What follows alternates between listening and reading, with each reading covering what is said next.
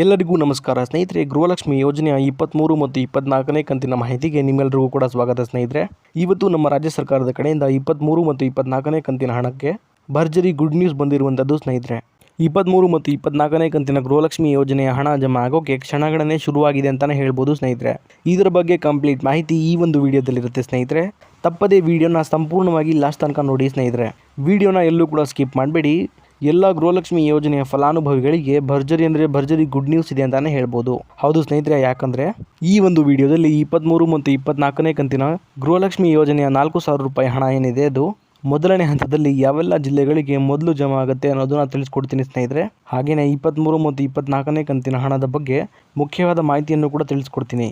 ಅದಕ್ಕೂ ಮುಂಚೆ ನೀವೇನಾದರೂ ನಮ್ಮ ಕನ್ನಡ ನ್ಯೂಸ್ ಚಾನಲ್ಗೆ ಮೊದಲನೇ ಸಲ ಭೇಟಿ ಕೊಟ್ಟಿದ್ರೆ ದಯವಿಟ್ಟು ಈಗಲೇ ನಮ್ಮ ಚಾನಲ್ನ ಸಬ್ಸ್ಕ್ರೈಬ್ ಮಾಡ್ಕೊಳ್ಳಿ ಸ್ನೇಹಿತರೆ. ಇದೇ ರೀತಿ ಗೃಹಲಕ್ಷ್ಮಿ ಯೋಜನೆಯ ಎಲ್ಲ ಮಾಹಿತಿಗಳನ್ನ ನಿಮಗೆ ಪ್ರತಿದಿನ ಕೊಡ್ತಾ ಹೋಗ್ತೀನಿ. ಹಾಗೆಯೇ ಈ ಒಂದು ವಿಡಿಯೋಗೆ ಲೈಕ್ ಮಾಡೋ ಮೂಲಕ ಸಪೋರ್ಟ್ ಕೂಡ ಮಾಡಿ. 23 ಮತ್ತು 24ನೇ ಕಂತಿನ ಗೃಹಲಕ್ಷ್ಮಿ ಯೋಜನೆಯ ಹಣದ ಬಗ್ಗೆ ನಮ್ಮ ಕರ್ನಾಟಕ ರಾಜ್ಯ ಸರ್ಕಾರದಿಂದ ಒಂದು ಗುಡ್ ನ್ಯೂಸ್ ಕೊಟ್ಟಿದ್ದಾರೆ ಅಂತಲೇ ಹೇಳ್ಬೋದು ಸ್ನೇಹಿತರೆ. ಅದೇನಪ್ಪ ಅಂದರೆ 23 ಮತ್ತು 24ನೇ ಕಂತಿನ ಗೃಹಲಕ್ಷ್ಮಿ ಹಣ ಏನಿದೆ ಅದು ನಾಳೆಯಿಂದ ಅಂದರೆ ಇದೇ ಅಕ್ಟೋಬರ್ 30ನೇ ತಾರೀಕಿನಿಂದ ಎಲ್ಲ ಗೃಹಲಕ್ಷ್ಮಿ ಯೋಜನೆಯ ಫಲಾನುಭವಿಗಳ ಖಾತೆಗಳಿಗೆ ಬಿಡುಗಡೆ ಮಾಡುವಂತಹ ಪ್ರೊಸೆಸ್ ಸ್ಟಾರ್ಟ್ ಆಗುತ್ತೆ ಅನ್ನುವಂಥ ಒಂದು ಗುಡ್ ನ್ಯೂಸ್ ಸಿಕ್ಕಿದೆ ಸ್ನೇಹಿತರೆ. 23 ಮತ್ತು 24ನೇ ಕಂತಿನ ಗೃಹಲಕ್ಷ್ಮಿ ಯೋಜನೆಯ 4,000 ರೂಪಾಯಿ ಹಣ ಏನಿದೆ ಅದು ಮೊದಲನೇ ಹಂತದಲ್ಲಿ ಸುಮಾರು 20 ಜಿಲ್ಲೆಗಳ ಫಲಾನುಭವಿಗಳಿಗೆ ಜಮಾ ಮಾಡಲು ನಮ್ಮ ಕರ್ನಾಟಕ ರಾಜ್ಯ ಸರ್ಕಾರ ಮುಂದಾಗಿದೆ ಅಂತಲೇ ಹೇಳ್ಬೋದು ಸ್ನೇಹಿತರೆ. ಹೌದು ಸ್ನೇಹಿತರೆ, ಹಾಗಾದರೆ ಈಗ ಯಾವೆಲ್ಲ ಜಿಲ್ಲೆಗಳಿಗೆ ಮೊದಲನೇ ಹಂತದಲ್ಲಿ 23 ಮತ್ತು 24ನೇ ಕಂತಿನ 4,000 ರೂಪಾಯಿ ಹಣ ಏನಿದೆ ಅದು ಮೊದಲು ಜಮಾ ಆಗುತ್ತೆ ಅನ್ನೋದನ್ನ ನೋಡ್ತಾ ಹೋಗೋಣ ಬನ್ನಿ ಸ್ನೇಹಿತರೆ. ಬೆಳಗಾವಿ, ಬೀದರ್, ಚಿಕ್ಕಬಳ್ಳಾಪುರ, ಗುಲ್ಬರ್ಗ, ರಾಯಚೂರು, ಕೋಲಾರ, ಉಡುಪಿ, ಹಾಸನ, ಚಿಕ್ಕಮಗಳೂರು, ಬಳ್ಳಾರಿ, ಧಾರವಾಡ, ಉತ್ತರ ಕನ್ನಡ, ದಕ್ಷಿಣ ಕನ್ನಡ, ಹಾವೇರಿ, ಮಂಗಳೂರು, ಶಿವಮೊಗ್ಗ, ದಾವಣಗೆರೆ, ಹುಬ್ಬಳ್ಳಿ, ಇದಾದ್ಮೇಲೆ ಕೊಡಗು ಹಾಗೂ ಮೈಸೂರು. ಸ್ನೇಹಿತರೆ, ಇಲ್ಲಿ ಟೋಟಲ್ ಆಗಿ ಒಟ್ಟು 20 ಜಿಲ್ಲೆಗಳಿಗೆ ಅಂದರೆ ನಾನೀಗ ತಿಳಿಸ್ಕೊಟ್ಟಂತಹ 20 ಜಿಲ್ಲೆಗಳೇನಿದೆ ಈ 20 ಜಿಲ್ಲೆಗಳ ಫಲಾನುಭವಿಗಳಿಗೆ ಮೊದಲನೇ ಹಂತದ 23 ಮತ್ತು 24ನೇ ಕಂತಿನ 4,000 ರೂಪಾಯಿ ಗೃಹಲಕ್ಷ್ಮಿ ಹಣ ಏನಿದೆ ಅದು ಮೊದಲನೇದಾಗಿ ಜಮಾ ಆಗ್ತಿರುವಂಥದ್ದು ಸ್ನೇಹಿತರೆ. ಈಗ ನಿಮ್ಮೆಲ್ರಿಗೂ ಕೂಡ ಇಲ್ಲೊಂದು ನಾನು ಕ್ಲಾರಿಟಿಯನ್ನು ಕೊಟ್ಬಿಡ್ತೀನಿ ಸ್ನೇಹಿತರೆ. ಅದೇನಪ್ಪ ಅಂದರೆ ಈಗ ನಾನು ತಿಳಿಸ್ಕೊಟ್ಟಿರುವಂತಹ 20 ಜಿಲ್ಲೆಗಳೇನಿದೆ ಈ 20 ಜಿಲ್ಲೆಗಳಿಗೆ ಸಂಪೂರ್ಣವಾಗಿ 23 ಮತ್ತು 24ನೇ ಕಂತಿನ ಹಣ ಏನಿದೆ ಅದು ಎಲ್ಲ ಫಲಾನುಭವಿಗಳ ಖಾತೆಗಳಿಗೆ ಒಟ್ಟಿಗೆ ಜಮಾ ಆಗೋದಿಲ್ಲ ಸ್ನೇಹಿತರೆ.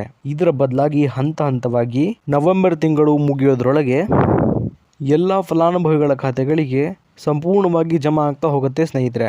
ಯಾಕಂದರೆ ಸ್ನೇಹಿತರೆ, ಇಲ್ಲಿ ಸಂಪೂರ್ಣವಾಗಿ ಎಲ್ಲ ಫಲಾನುಭವಿಗಳ ಖಾತೆಗಳಿಗೆ ಹಣ ಜಮಾ ಆಗೋಕ್ಕೆ ಕನಿಷ್ಠ ಅಂದರೂ ಸಹ 15ರಿಂದ 20 ದಿನಗಳ ತನಕ ಸಮಯ ಬೇಕೇ ಬೇಕು ಅನ್ನುವಂಥ ಒಂದು ಅಪ್ಡೇಟನ್ನು ಶ್ರೀಮತಿ ಲಕ್ಷ್ಮೀ ಹೆಬ್ಬಾಳ್ಕರ್ ಮೇಡಮ್ ಅವರು ಕೊಟ್ಟಿದ್ದಾರೆ ಸ್ನೇಹಿತರೆ.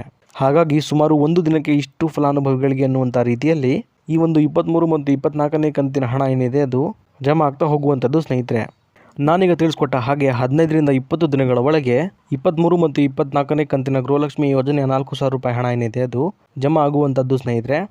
ಆದರೆ 1 ಅಥವಾ 2 ದಿನದಲ್ಲಿ ಹಣ ಜಮಾ ಆಗೋಕ್ಕೆ ಸಾಧ್ಯ ಇಲ್ಲ. ಇಷ್ಟು ಮಾತ್ರ ಕ್ಲಾರಿಟಿನ ನೀವಿಲ್ಲಿ ತಗೋಬೇಕಾಗತ್ತೆ. ಇನ್ನು ಉಳಿದಂತಹ ಜಿಲ್ಲೆಗಳಿಗೆ 23 ಮತ್ತು 24ನೇ ಕಂತಿನ 4,000 ರೂಪಾಯಿ ಹಣ ಏನಿದೆ ಅದು ಯಾವಾಗ ಜಮಾ ಆಗುತ್ತೆ ಅನ್ನೋದನ್ನು ನೋಡೋದಾದರೆ ಸ್ನೇಹಿತರೆ, ಈಗ ಮೊದಲನೇ ಹಂತದಲ್ಲಿ ಸುಮಾರು 20 ಜಿಲ್ಲೆಗಳಿಗೆ ಮಾತ್ರ ಹಂತ ಹಂತವಾಗಿ ಈ ಒಂದು 23 ಮತ್ತು 24ನೇ ಕಂತಿನ ಹಣ ಏನಿದೆ ಅದು ಬಿಡುಗಡೆ ಆಗುವಂಥದ್ದು ಸ್ನೇಹಿತರೆ.